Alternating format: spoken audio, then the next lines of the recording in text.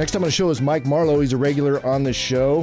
He's a veteran, and he's a veteran of the show. And he owns Veteran Home Inspections right here in San Antonio. So, Mike, welcome back to the show. Yeah, thanks. It's always a pleasure to have you. And your guest, Candy Williams, comes highly recommended from not just you, but from several people who has over 20 years experience in the home lending field and, of course, is an expert in 203K loans. Candy, welcome to the show. Thank you. I'm glad to be here. How are you feeling? Are you feeling a little nervous? A little nervous? But, yeah. You're going to do great. All right, so before we get too far into this, you guys actually do, or Candy, you do like continuing education courses for realtors with respect to 203K loans. Is this something you guys do together, or is this something you do? Mike and I do it together. Okay, yeah, cool. We have a CE class. So tell me a little bit about that. Is it just something you have available if somebody wants to get in touch with you? You guys can go out and teach them? Yeah, if somebody's interested in the class, they can reach out to one of us, and we can put that together. We're happy to go out to offices, and if we get enough people involved to go out and talk to them about it and educate people, put that in their toolbox. All right, awesome. So let's cut to the chase then, Candy. What is a 203K loan? So a 203K loan is a type of mortgage that you can get to purchase a home and do the renovations and finance it all into one loan. So, for example, if you're buying a house for $200,000 and it needs $50,000 in renovation, then we have a $250,000 acquisition cost, is what we call it, and we take the down payment off of that. But your monthly payment is based on one loan, so you don't have to come out of pocket with a bunch of extra money to do that $50,000 in work. You can finance it all together. So it's a great way to buy some fixer-uppers. Okay. And so what are like some basic steps? And we'll get to why people would do that in a second, but what are some basic steps of this process? We're going to take the renovation budget. So getting pre-qualified is just like you would on any other type of loan. And we can do this on an FHA loan or a conventional loan. And it's just the same qualification process. Where it starts to differ is that we have to get the renovation budget together. So we're going to get Mike involved up front. He's going to go out and do the initial inspection and determine what needs to be done to bring that house up to compliance. So there may be things that you want to do, like you want to update the kitchen, you want to redo the bathroom, you want to add a room, whatever. But there may be also things that need to be done, and Mike's going to tell you what things need to be done. And for the things that you want to do, what does that need to include?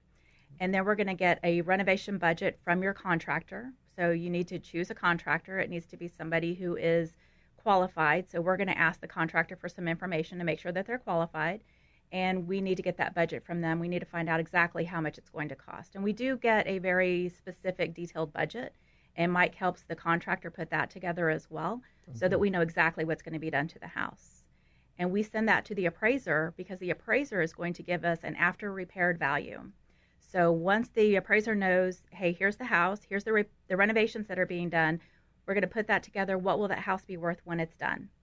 And those are the main factors that differ from a regular mortgage. Okay, gotcha. And then, so what's the down payment requirement on this type of loan? So if we do a FHA loan, which is the 203K, that's the official 203 FHA version, that's 3.5% of the acquisition cost. And on a conventional loan, you can go as low as 3% if it's available. We do 10% down on a conventional loan right now for gotcha. owner-occupied.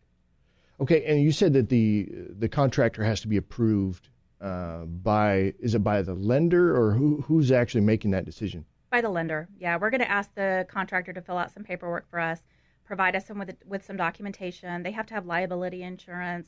We want to make sure that they're legit. It's obviously the buyer's decision as to what contractor they're using, but we also want to do our own due diligence. So we're going to ask them for some paperwork and make sure that they've got the experience, they've got the references, they've got the funds to cash flow the project. Right. Yeah, the license if they're in a licensed area. Right. Yeah. And that's good oversight too, right? You guys are kind of looking out for the integrity of the project for everybody's benefit, really. Right. Yeah. Okay. And then, so when it comes to project oversight, this is an important component of this type of loan, right? Right. So this is where Mike comes in. And so my understanding is there's not a whole lot of people that are like qualified to do this here? No, not in this area. There's only a very small handful of us, and my wife Jamie and I are two of those that do this work, and we cover San Antonio. I've been out to Gonzales. I've gone to Del Rio to do this, all over. And is that just a training class you guys go through? How do you get certified? It's a certification process through HUD. to be able to do these. Okay. And so by being qualified and certified to do this, then, so what are you doing on these projects specifically? Okay. So once the buyer has a house in mind, then we go out and we do an inspection on that house. And we're going to look and see what minimum requirements are going to have to be done. And that's your FHA minimum property standards. Is the foundation stable? Does it have heat? Even though in South Texas, the heat's required, but AC is not. What? I know. He's making these rules up. Yeah, one size fits all rules. We have to have heat, but we don't necessarily have to have AC. Is the electrical safe? Plumbing? Is there plumbing? Is there a toilet, a bathing facility, and a sink? They don't necessarily have to be in the same bathroom, but that you have to have all three for your bathroom functions. And then, is there a cooking area, cooking prep area, like a countertop? Doesn't tell me how big that countertop has to be, but so what happens? That's what we're looking for. Let's say they're missing heat. You're not necessarily going to say they can't do the project, right? No. They would just have to add it. Yeah, that's just going to go into the project as part of the cost.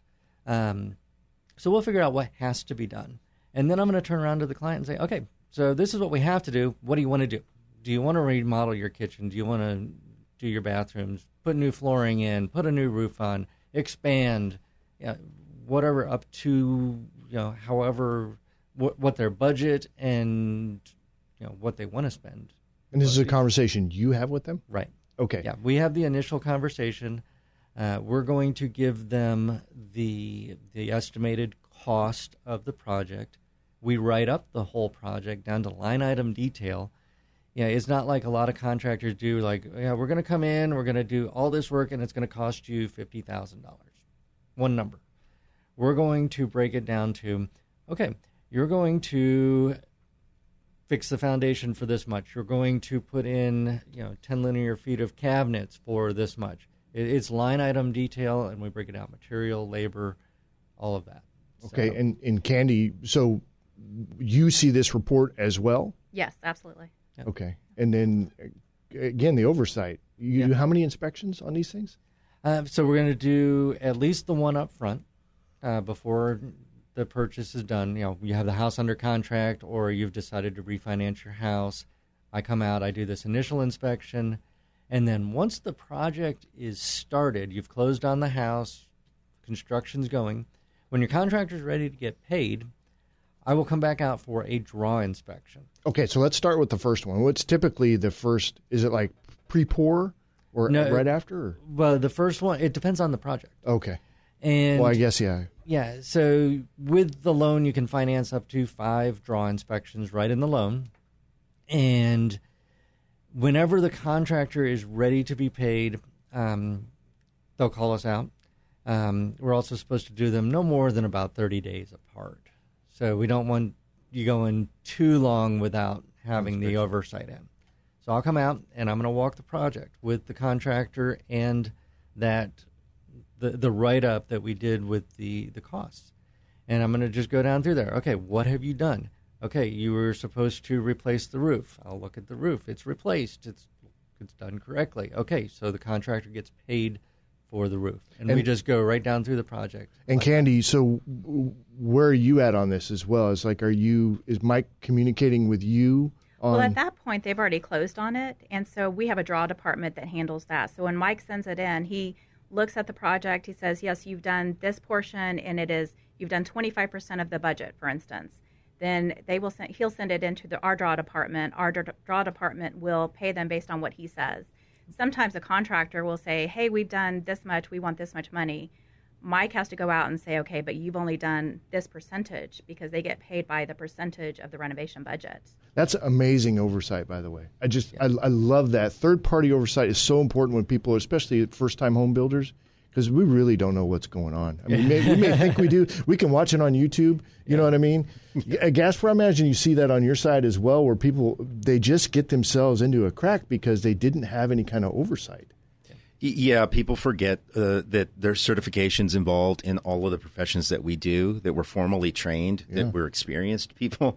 And a lot of agents that have come to work for me were former clients. And it's funny because when they get to me, after I've put them through training and they've gone through their school and everything, they always say, I always thought you just made easy money, man. No. I just thought you made easy money. I did not know we were actually working. And I'm like, yeah, it's a career field, man. It's for real. Well, It's work, that's your job, right? To make it look easy for I'm them. supposed to make it. And when people were yelling, they weren't yelling at you. They were yelling at me. That's why I get paid, is so that I get yelled at, Yep. I love the process. I really do. So, all right. So the handling inspections, you're managing the draws, right? Making sure that everything is copacetic and above board. What else? We just continue that until the project is finished. Okay. And at the end, we do the final draw. We make sure everything's done, make sure all the permits are closed out, and send that all into the draw department so that the contractor can get their final check. If there's any money that was left over, that goes back to the principal of your loan.